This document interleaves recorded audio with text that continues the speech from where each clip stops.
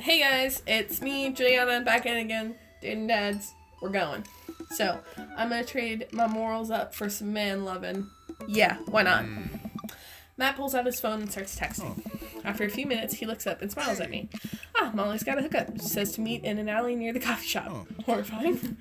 Okay, if it turns out it's the feds, you make a break for it and I'll take the heat. Just promise me that you'll raise Amanda like she was your own. You realize that weed has been legalized in this state, right? I definitely knew that, but we live in dangerous times. Who knows what lurks in the seedy underbelly of Maple Bay? We could find ourselves on the wrong end of a deal gone bad. Just look out for Amanda. I swear. Hold on, I'm gonna double check. Oh, here's our guy. Coming around the corner of one of those nasty grease dumpsters, shrouded in darkness, is a lean figure dressed in all black. He's also invisible. Excuse me, Mr. Truckman. Surprise, the person almost jumps out of his squid. No. No. Why is he here? It's Lucian, Damien's son. God damn it. Don't sell drugs. Who sent you? Huh? We're cool, man. We're cool. Says who? For all I know, you could be with the feds. Actually, weed is legal. Prove you're cool. What? I need to know that you're down or I bolt. Show me you're not wearing a wire. Impress him with your extensive knowledge of current drug lingo. Cite mutually assured destruction. Impress him with your extensive knowledge of current drug lingo. Oh yeah, you know I'm cool. Every day I'm ripping that stinky grass. You know, Stalin's handiwork. The dandelion of the damned. 5:20. Wait, which one is? Oh no. I changed my mind. I'm going back. No, I'm not. Start over. I'm starting over. Everything's trash. Okay, look. Nobody saw fucking anything. You better shut your fucking mouth. Yeah, why not? Matt pulls out his phone and starts texting. Show him you're not wearing a wire. I've seen this in cop films before. I lifted up my shirt to prove I'm not wearing a wire. Oh, Jesus. Put that away, please.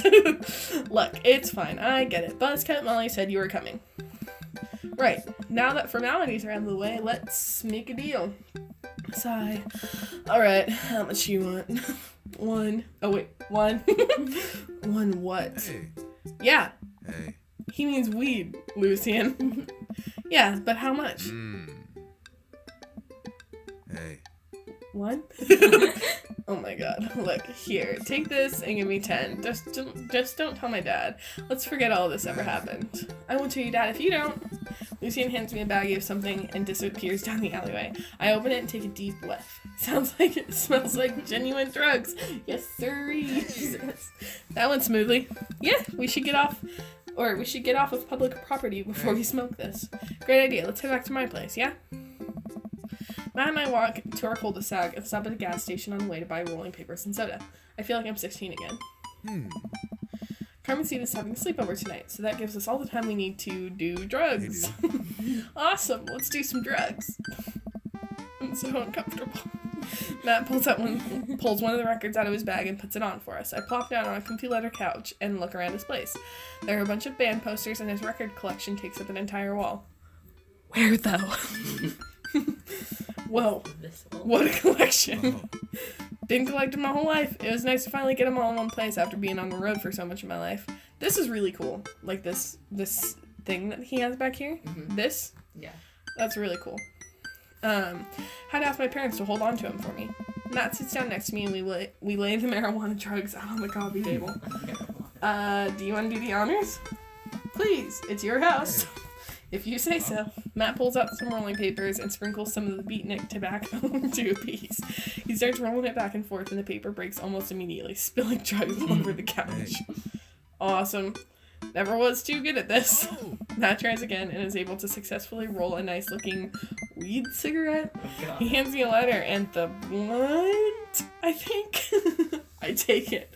Well, let's smoke some of that gateway drug. I don't know if that's what people call it. I like the joint and inhale deeply. This is Not what I remembered. It's been a while, though. Maybe pot drugs have just gotten more potent since the last time I smoked. I passed the joint to Matt and cough a little bit. Should it sting this much, or am I just a baby? Matt takes a hit and his eyes go wide. That's not weed. Oh, God. Did we develop a taste for meth? No. Matt takes another hit and winces. Yeah, this is oregano. I sniff the air. Yeah, that would definitely explain why it smells like a pizza place in here. Oh my god.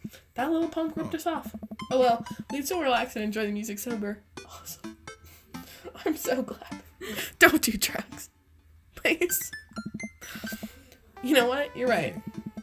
We sit and listen through the Diet 6 album that Matt bought, which is catchy as hell. I look around the room again and see photos of Carmencita growing up. Fuck. I look around the room again and see photos of Carmencita growing up. I spot a young woman with a huge smile in one of the pictures with the two. Who's that? Oh, that's Rosa. She was Carmencita's mother. She died when Carmencita was young. I'm sorry to hear that. Amanda lost Alex at a young age too. I can understand how hard that must have been. I look around again, spotting a framed gig poster hanging on the wall. On it, there's an illustration of Matt and Rosa surrounded by flowers. The cursive lettering reads, "Stillness, the Dancing." Looks like they played the Soundgarden over a decade ago.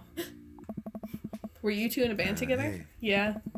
That was the reason I was touring so much when I was younger. We traveled this whole country in this rinky-dink little van. It was hard to start, but once we started gaining notoriety and seeing how much our songs meant to kids, it was just incredible. Wow, that seems like a life some people only dream of. It was, and it was difficult at the same time. I couldn't have done it without someone by my side.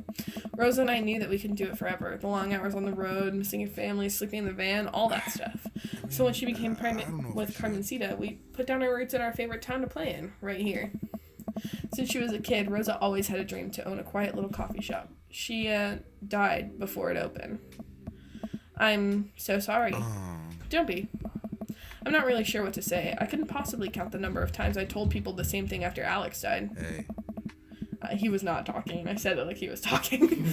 Matt gets up to flip the record. Next to the turntable, I noticed Dusty piano. Do you play? Oh, man. I'm out of practice.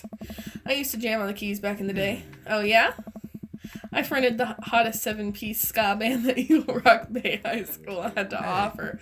No way, you had a ska phase? Phase, ska never dies. Except for Ska Munis Manifesto, who broke up after the senior talent show to pursue girls' solo careers. Hey. Dude, that's so rad. Matt pulls out the piano bench. Give me some of that two-tone love. Oh man, let's see if I still got it. I sit down at the piano. Stick to your singing. Here's Wonderwall. Too real. Wait, no. Save before you make this decision. What if he doesn't like it? Too real. Oh, too real. That's too real. Okay. Anyway, here's Wonderwall. I start jamming out a piano rendition of the infamous song that you would play at parties in hopes of getting people to like you. I don't really remember it. No. It's only you.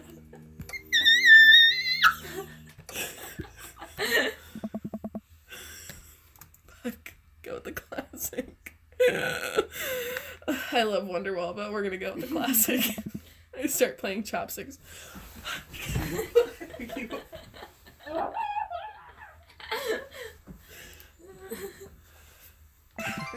What a jam.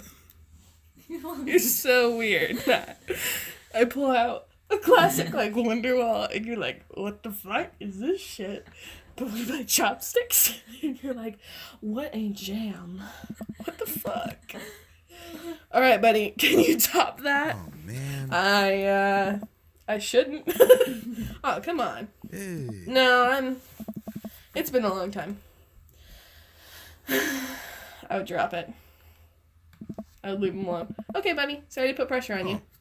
I mean, it's not a problem. It was good to watch you get back in touch with music that flows with it. Flows through you. I learned to play that song when I was 15. Hey, Matt and I sit and listen to more records until it gets late, and I decide that I need to get to bed. Matt walks me to my door. Let's never tell anyone about the oregano, okay? Deal. Wait, can I tell my doctor? I don't know anything about the health effects of smoking oregano, and I think we'll be fine. Hey. Night, dude. I smile. Night. I love you.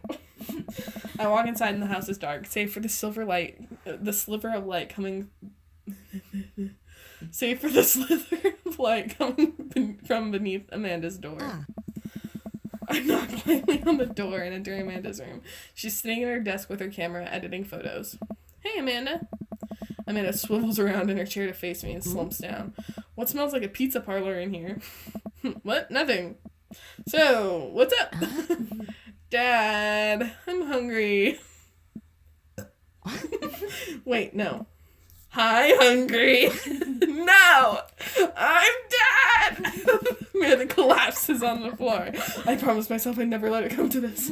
Sorry, kiddo, you set it up. I spike it down. You're a monster. Want some spaghetti? Yes, please. Amanda and I boil pasta and heat up sauce in a pan. Well, I boil pasta and heat up sauce while Amanda watches. Despite my best efforts, I'm not able to set it on fire. How was record collecting? It was great. Did you know that Matt used to play in a band? No way. Was he good? I don't know if the band was good, but he played some piano for me tonight. Wait. If you keep pushing, does he play? I guess. And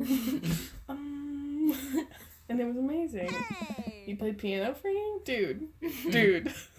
Sounds like a lie. Dude. I was allowed to push that? I thought he was going to be all emotional and be like, yeah, last time I played piano when my wife died. Are you gonna try? Yeah, fuck yeah, I'm going to try. Never too late to get back into it. Matt, you just sat through a butchered version of Chopsticks, a song that children who are learning to play the piano figure out before they're 10. How much worse can it be? Matt stares at the piano for a second. Okay. Just had to push him one time. Just had to be like, hey, Matt, play the piano. He'd be like, okay. I thought he was gonna get all I sad. thought he was going to be all like, hey, my dead wife died. My dead wife died. I'm What is that? Whoa! There was like eggplants in there. That was scary. I'm okay. Matt closes his eyes and runs his fingers over the keys. He breathes in deep and starts playing a melody. If I didn't know that he hadn't played the piano in a long time, I would never have guessed it. Matt plays a soft, sweet tune filled with emotion. I've never heard this before. Is this one of his original works? This is so cool. Hey. He's playing Wonderwall.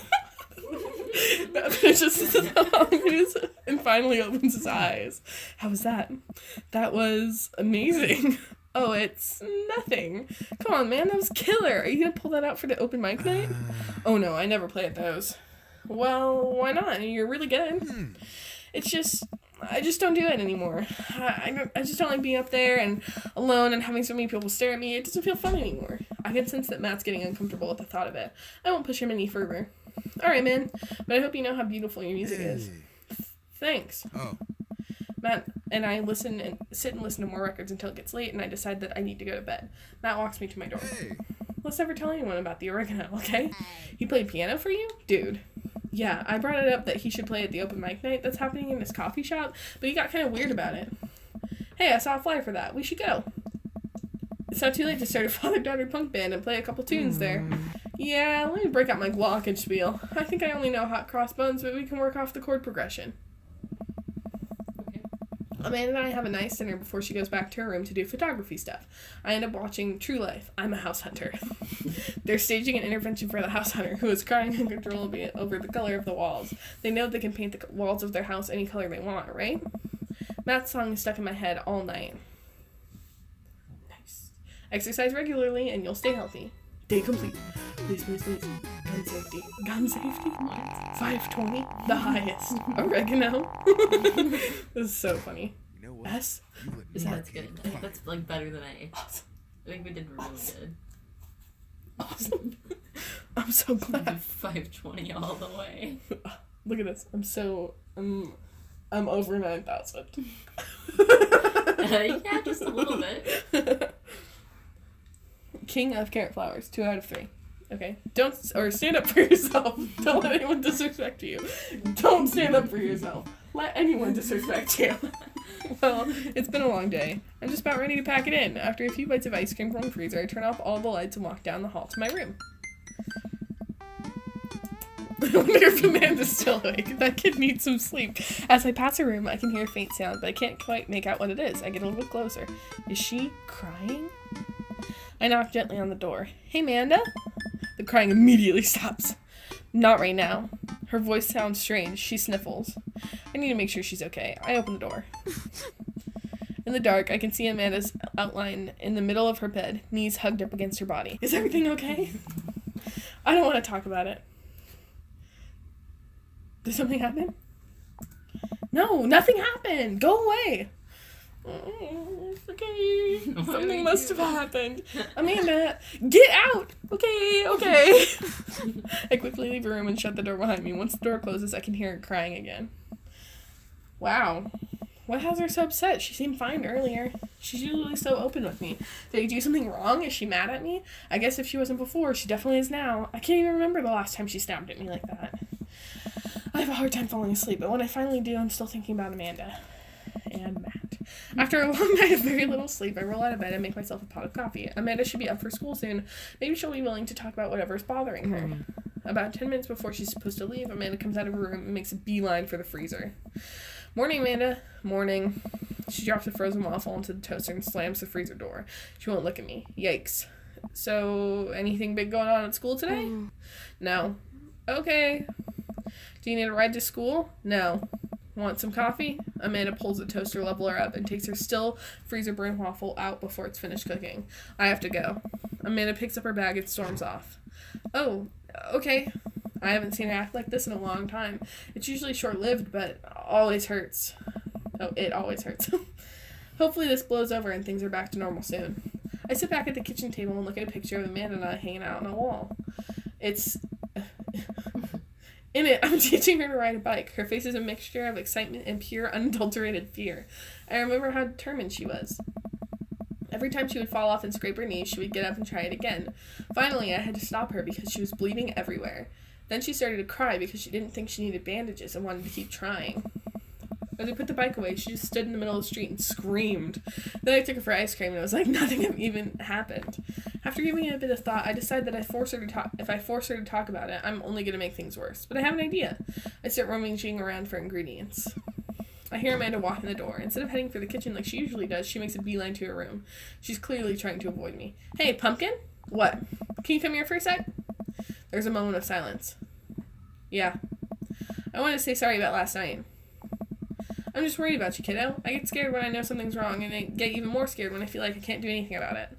Dad, So just, whatever it is, and you don't have to tell me if you don't want to, but whatever it is, just know that you have a dad in your corner who wants you to be happy. Honey, you know that I'm bad with words, so I was hoping I could speak a language we both understand. I pull a cake out of the refrigerator. Awesome! And place it on the table. Hopefully the frosting is set by now. Ta-da! Dad. It took me a really long time because I ran out of red frosting somewhere around sad and had to start over.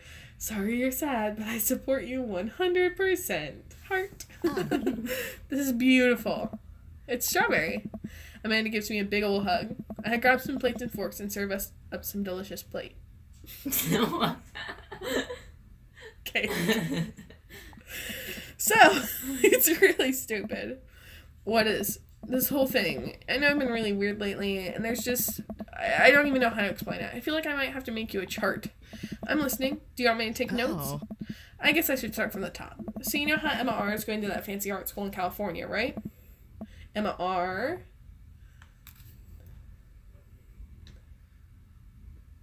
Emma P is the best friend, I think. The other one? I guess you're not technically wrong. It's good to have fallbacks like that one. Anyways, ever since she got the acceptance letter, I've been feeling like she's drifting away, you know? And she's been spending a lot more time with Grace and Emma P. I just thought it was all in my head for a while, but then I found out from Rosie M that both of the Emmas, Grace and Noah, all went to a party at Mackenzie's F's on the same night. They all told me they were busy studying for the Calc AB final. Yikes. So, another important piece of information is, God, this is embarrassing. I, have a crush on Noah, and, that's a thing. What? Whoa. I had no idea. I definitely didn't know that. Okay. The car. Do you have a crush on Noah? No. Okay. You're a bad liar. So are you. I learned from the worst. Anyway, so the only person I told about the crush was Emma R., and she promised not to tell anybody. I didn't confront them about the party thing because I didn't want to start drama, so I just kept quiet and keep going about my business. And then one day, I invite everybody out to get nachos in the mall, and after not texting me back for like 2 hours, even though none of them ever put their phones down for more than 60 seconds, they all say they're busy, like, simultaneously. So I tell them, never mind, I'll just eat nachos at home, right? But we were out of chips, and I really, really wanted nachos. Totally understandable. Aww. So I go to the mall anyway. I get to the food court, and who do I see there but Grace, Emma P, Emma R, and Noah, all hanging out together and eating nachos without me. What? It gets better. I'm standing by the escalators watching them, and I realize that Noah has his arm around Emma R, which is kind of weird, right? But then they kiss. No. Yes, I know. So I storm over there, and I'm like, hey. And Grace drops a nacho on her shirt because of course she does, and Emma R just like glares at me. Grace, nothing is coming up. I don't know who that is. Grace is the She pooped the bed too. gossipy one. I know! Yes. Grace is the one nobody really likes, or I guess that's just me now. But anyway, nobody will say anything, and I'm just like, you guys suck, which I realize is not the most eloquent thing to say, but I was very angry and really embarrassed, and I just wanted to get out of there. So I left, without nachos, I might add, which only further contributed to this shitty day, and immediately drafted a super long text to the group chat asking them why they've been so weird. And I wrote another one to Emma R asking how long the Noah thing's been going on, and sorry, I know that's a lot. You still following? I'm so angry for her. What did Emma R say? Ooh, okay. Get a load of this. Emma R says, you know what? Let me just read it to you. And Amanda pulls out her phone and reads word for word an arduously long string of text messages. Can you believe that? What did she say? I cannot believe that. I care so much about Amanda's social life and mental well-being, but man, I do not understand what she's talking about. This is all beyond me, but I'm trying my hardest to be supportive. How is this beyond you? This is not a complicated situation. Oh.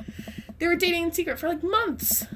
So I told her that she's being a really terrible friend, and she's like, well, if you think I'm so terrible, then just stop being my friend. And I was like, okay, and then she left me on read. And then, wait, left me on read? What's that? Oh, like, she saw my message and didn't reply. And I know because there are read receipts.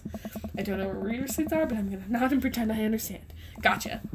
So while this is all happening, I'm talking to Emma P about how mad I am because she's at least being kind of reasonable, and I'm venting her about how pissed off I am at everyone and stuff. And then out of nowhere, Noah texts me and is like, how could you say that about me? And I'm like, say what about you? And he tells me that Emma P sent me screenshots of everything I told her to the group chat that I got kicked out of. Alright, I think you lost me at screenshots, but that definitely sounds bad. There's so much more, but honestly, it's just really stupid teenager stuff. The bottom line is that everybody dropped me, half my grade hates me, and now I have no friends.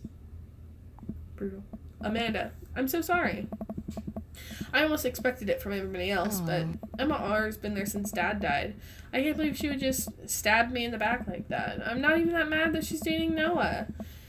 I'm just upset that she lied to me about it for so long. Amanda stabbed at the remnants of her cake. Okay, I take it back. I'm kind of mad she's dating Noah. Like, what did I do wrong? Why did everyone just suddenly decide I'm not cool anymore? Why wasn't I enough? I don't understand. And as mad as I am at everybody, like, I miss them, Dad. Amanda looks so dejected. I almost can't take it. What can I possibly say to help? Don't make me choose. Anyways, that's it. The whole sordid tale. Thanks for listening. Tune in next week for more hot gossip. Wow. I know it's pretty dumb. It's not dumb. No, it's a stupid thing to be upset over. Amanda, your feelings are real. Don't ever be mad at yourself for having feelings. I guess, unless you've secretly been a robot who's been approximating human feelings this whole time. Dad, if I was a robot, I would have transformed into a monster truck a long, long time ago. But seriously, I know you probably don't want advice, but I feel like it's my duty as a dad to bestow upon you a few nuggets of fatherly wisdom. And we will decide which one of those it is on the morrow. Deuces.